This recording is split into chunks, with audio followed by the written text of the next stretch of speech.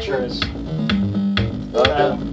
And it just helps me remember where things are. I don't know exactly what system I've got here, but yeah, that's a good point. I'll try and just trigger the bass. So only. Okay, there you go. So it's just reinforcing something there, but what I can then do is put it through another filter.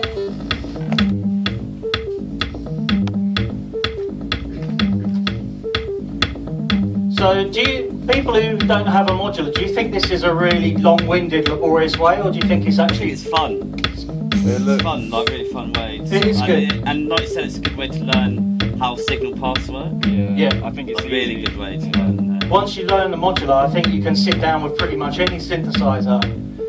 And obviously, it's taken me quite a bit of time because I'm explaining as I'm going along, but when you're in the zone, you just whiz about doing stuff like this. I think like the whole sort of making decisions there and now, it's a really good way to work. I love that. Yeah. How what was the learning curve like when you first started? When I first started, because I mean, like for you know, someone who doesn't have any modular experience, you look at that and just go, what the fuck? Yeah, exactly.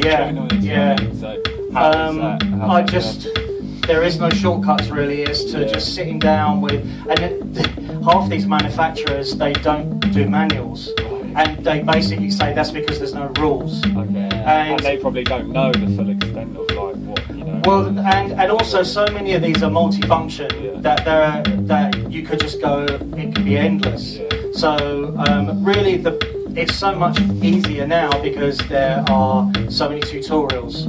Whereas in the days in the late 90s, the first system I got was a Surge system, which was, but it was great to learn on because you know, you just had to sit with sort of theoretical manuals about you know, synthesizers in general and just learn how to do it. But I had no idea what a function generator was, and it sounds quite intimidating, but when you find out it's just an attack release envelope, you think, well, that's actually simpler than a regular synthesizer. Right, I'm just taking that sub sound now and putting it through a filter, so it should sound a bit nicer now.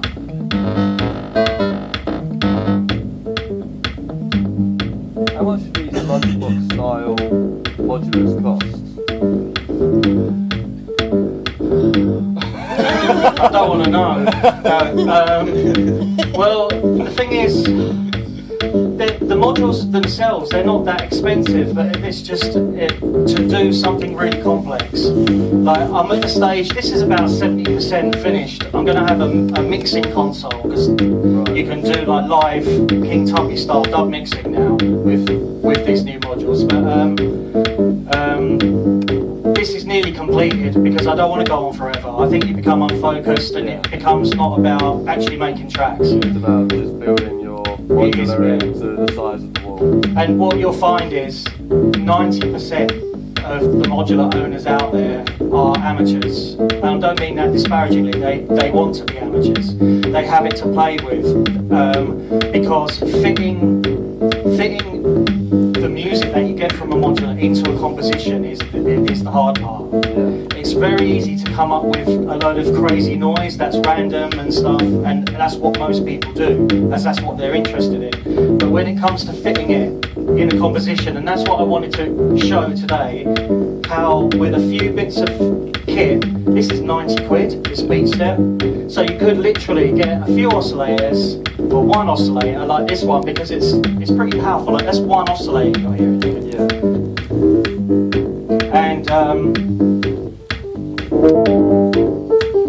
And one of those, and away you go. And it's a musical thing because I have to make compositions. I don't have a modular as a hobby. So I wanted to show that today, how sync is so important. And what I find is I get a lot of the manufacturers kind of get me to test modules because they know that I will actually, if it's not sample accurate, I'll notice. Whereas if you're just making a load of random noises, you won't notice if there's an actual thing wrong with it. So anyway, that's the. Let me just put a nice, just sort of develop this a bit more. So this was the phase modulation thing. I'll show you something nice here. So I love this module here. It doesn't actually make any sound, but what you do is take your output here and you can visualize exactly what's going on. So just speeding it up, so here you go. So you can see the shape of what you're actually doing, and you can change that. It's like a triangle. It's got a little spike in it, and you can put anything in here, anything in your modular, you can put in here and you can see what you're doing. And for panning, I want a nice smooth LFO, so I got that and take it from the output.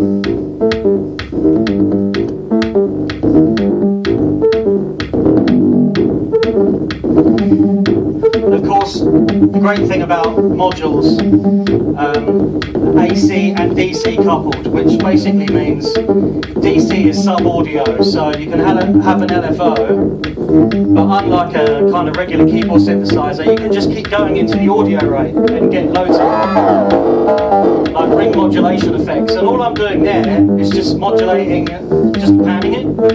So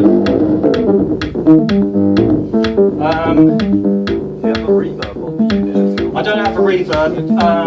I will get one. That will come when I get the mixing. There's no effects on here at all. So it's just really your envelope, Yeah, just the sound generation and the sound sculpting and the envelopes and stuff. But things are getting so crazy now that I mean, even this is a sampler. You get samples on a USB stick, stick it in, and it will load it up.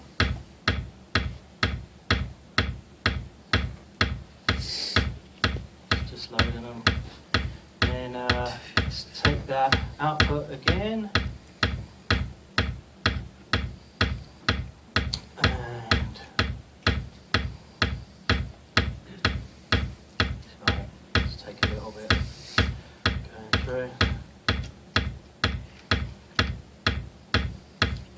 Put this into here.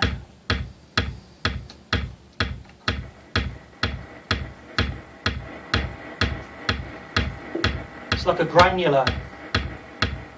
And if you hit that with those gates, let me send the trigger.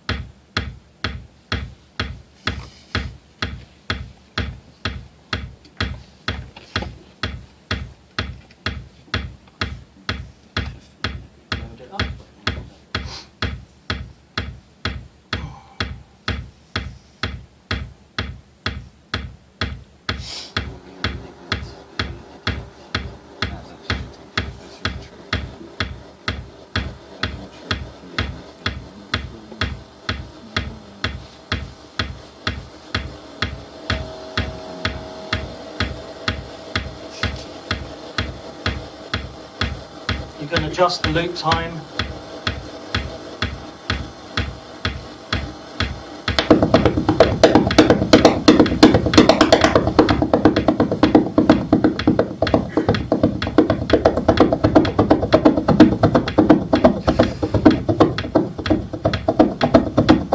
But you can sample anything in there, you know, and you just put it through the VCA. You can time the, so you could put like chord stabs and anything through there basically.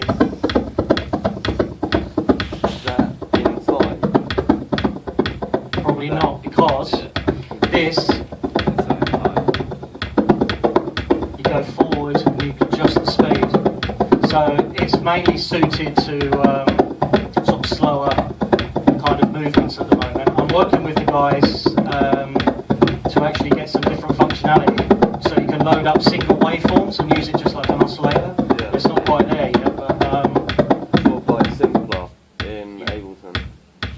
exactly like it. You can just import a single waveform, and because whatever you import here, it will loop it automatically. And then you can switch it, and it goes into one-shot mode, and you can have 8 drum samples, but there's latency at the moment, so it's not quite.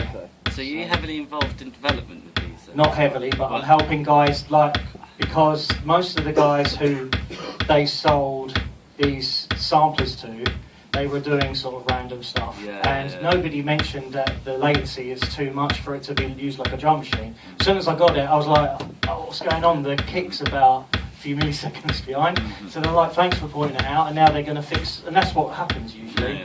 It's like a... Is it quite an open community then? Kind of. Yeah. I wouldn't like to go out for a drink with them.